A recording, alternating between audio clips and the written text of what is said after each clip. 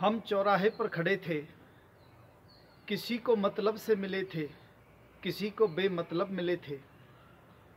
जो सदैव संग साथ है हमारे, उससे आज तक न मिले थे। पाप की गठरिया तो खूब बांधे बैठा है, मगर उन गलतियों को वो भी लिखे बैठा है। गवाही न सिफारिश वहाँ किसी की चलती है, देता है वैसी सजा जैसी जिसकी गलती है। परमात्मा निराकार है या साकार है? परमात्मा एक देशी है या सब देशी है? परमात्मा एक जगह रहने वाला है या सब जगह रहने वाला है?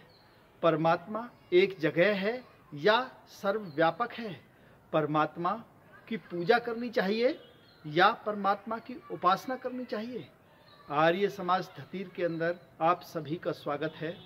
आप सभी को नमस्ते जी। आइए इन सब विषयों के बारे में हम इस वीडियो में जानेंगे। महर्षि देव दयानंद ने एक बहुत अच्छा नियम कहा है कि सत्य के ग्रहण करने और असत्य के छोड़ने में सर्वदा उद्यत रहना चाहिए। इसलिए हमें परमात्मा के बारे में सत्य को जानना चाहिए कि परमात्मा निराकार है या साकार है।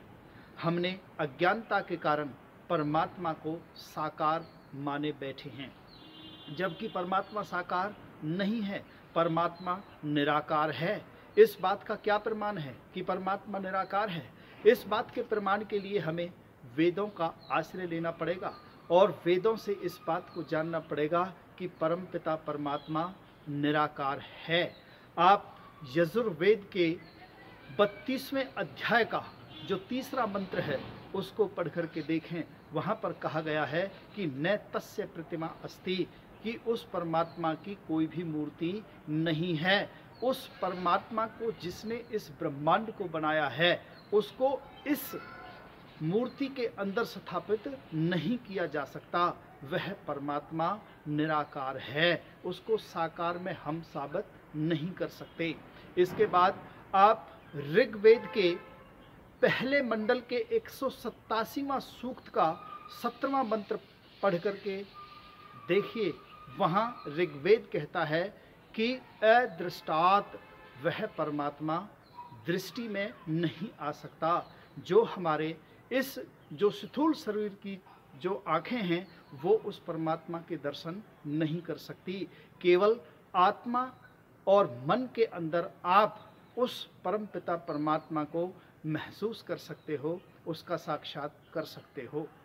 इसलिए हमें जो हमारे बीच में परमपिता परमात्मा की भ्रांति चल रही है उस भ्रांति को हमें अपने अंदर से निकालना चाहिए।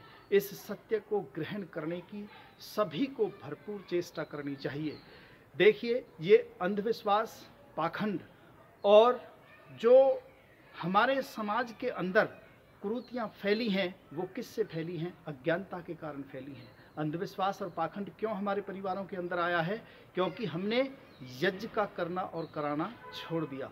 महर्षि देव दयानंद से जब उसके अनुयायियों ने पूछा तो उन्होंने पूछा कि ऋषि जी आप ये बताइए कि ये अंधविश्वास और पाखंड इतना क्यों फैला? तो उन्होंने कहा कि ईश्वर का साकार मानना और यज्ञ का घरों से ना होना ये अंधविश्वास का कारण बना।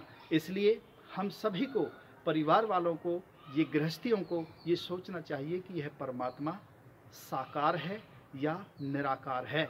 अगर परमात्मा साकार होता, क्योंकि जो दृष्टि में हमें इस पृथ्वी पर दिखाई दे रहा है वह नष्ट होने वाला है, परंतु परमात्मा कभी भी न जन्म लेता है न मरता है।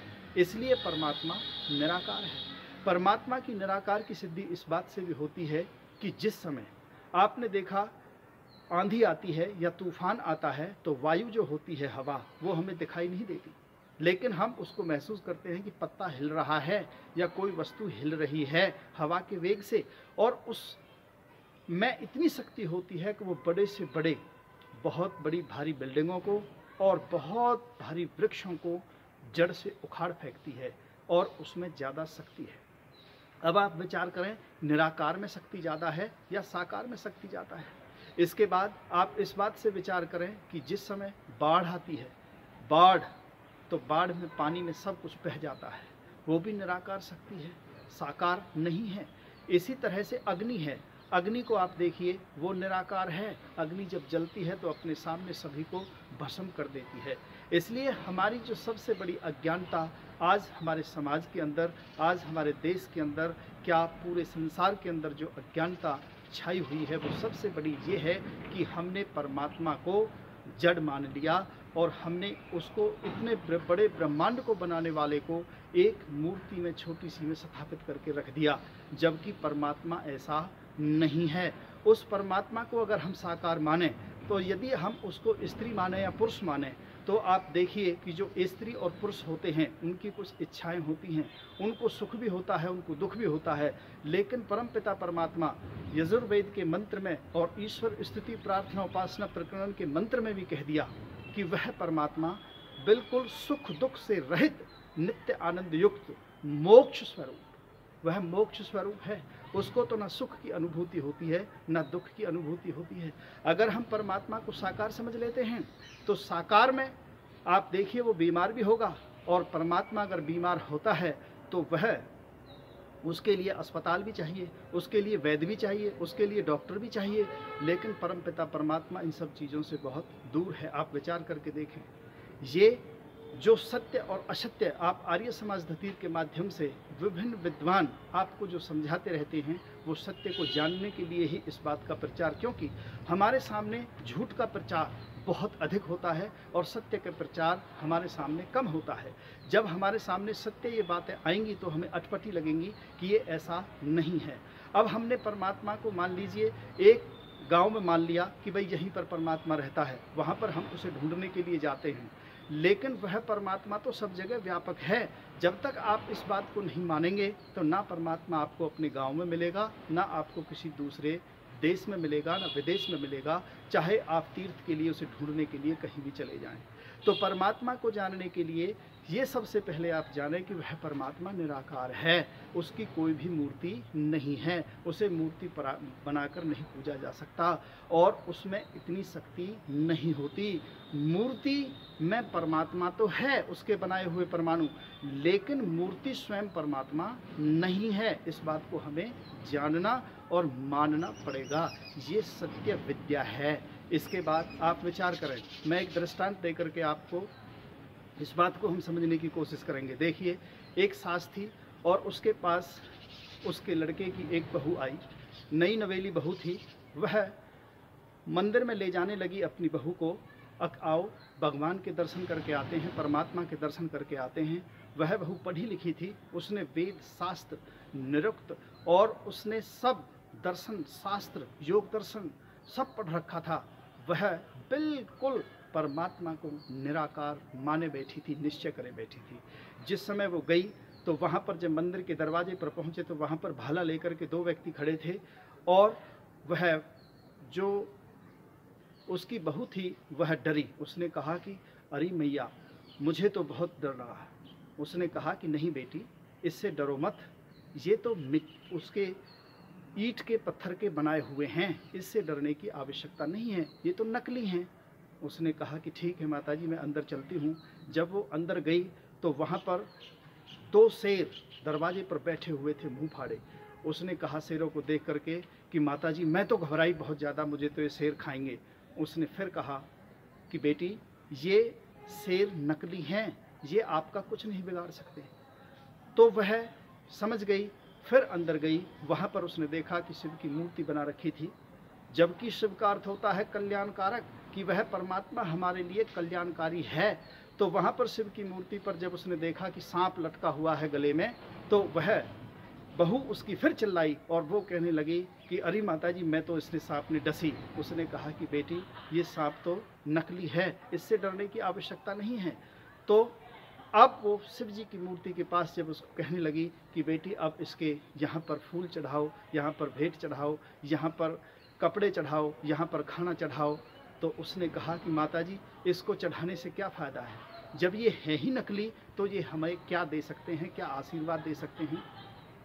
अब यहाँ पर ये देखें कि वास्तव में ही ये बात है कि जड़ जो हमारे सामने मूर्ति है, जड़ की पूजा जो मूर्ति है उसको ना तो दिखाई देता है, ना उसको सुनाई देता है, और ना वो चलती है, ना फिरती है, ना उसमें कोई चेतनता है, ना अपनी सोच है, तो वो हमें क्या दे सकती है। इसी तरह से इस जड़ को पूज पूज करके हमारी बुद्धि भी जड़ हो गई है। इसलिए हम सबको इस मूर्ति पूजा से और परमात्मा जो हमने साकार समझ रखा है कहीं एक जगह बैठा हुआ है, उससे हमें दूर जाना होगा। उसको छोड़ करके हमें सत्य को ग्रहण करना होगा कि परमात्मा निराकार है और सर्वव्यापक है, वह परमात्मा की कोई मूर्ति नहीं है। अब यहाँ पर इसीलिए आज लोगों को ना तो दिखाई देता है, ना सुनाई देता है। कैसे दिखाई और सुनाई नहीं देता है? अगर किसी से धर्म, कर्म और आत्मा, परमात्मा, पाप, पुण्य इस बात को करते हैं तो किसी को सुनने का समय ही नहीं है। अगर समय भी सुनने का है तो चिंतन करने का समय नहीं है। अगर चिंतन करने का समय नहीं तो ध्यान करने का समय नहीं है। और इस तरह से हमारा जीवन, जो परमपिता परमात्मा ने आपको परोपकार करने के लिए इस पृथ्वी पर जन्म दिया है, आपको गृहस्थी बनाया है, किसी को वानप्रस्थी बनाया है, किसी को सन्यासी बनाया है, ये सब कल्याण के लिए आपको बनाया है। क्योंकि मनुष्य के जीवन का जो मुख्य उद्देश्य है वो यही है, धर्म, अर्थ, काम और मोक्ष। तो इस तरह से हमें समझना चाहिए कि यह परमात्मा बिल्कुल निराकार है और सर्वव्यापक है और सर्वशक्तिमान है। ये भी हमें मानना पड़ेगा। सर्वशक्तिमान किसको कहते हैं?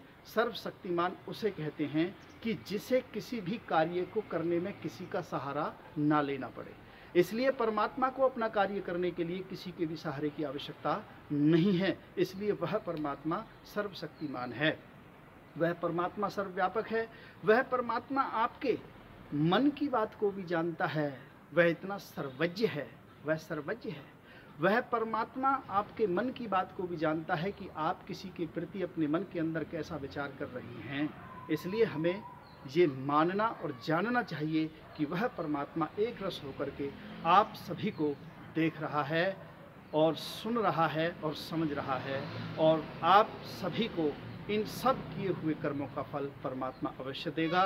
क्योंकि हम कर्म करने में स्वतंत्र हैं और फल भोगने में परमात्मा के अधीन हैं, उसके परतंत्र हैं। वही हमें हमारे कर्मों का फल देगा। तो अवश्य हमें जानना चाहिए कि परमात्मा निराकार है, साकार नहीं है। और साकार में वो शक्ति नहीं होती जो निराकार में होती है। आप सभी से निवेदन है कि इस चैनल को आप लाइक करें, सब्सक्राइब करें, क्योंकि आप सत्य को जानें और अपने बच्चों को संस्कार बनाने के लिए इस सत्य से रूबरू अपने बच्चों को सुनाएं और खुद भी सुनें। धन्यवाद।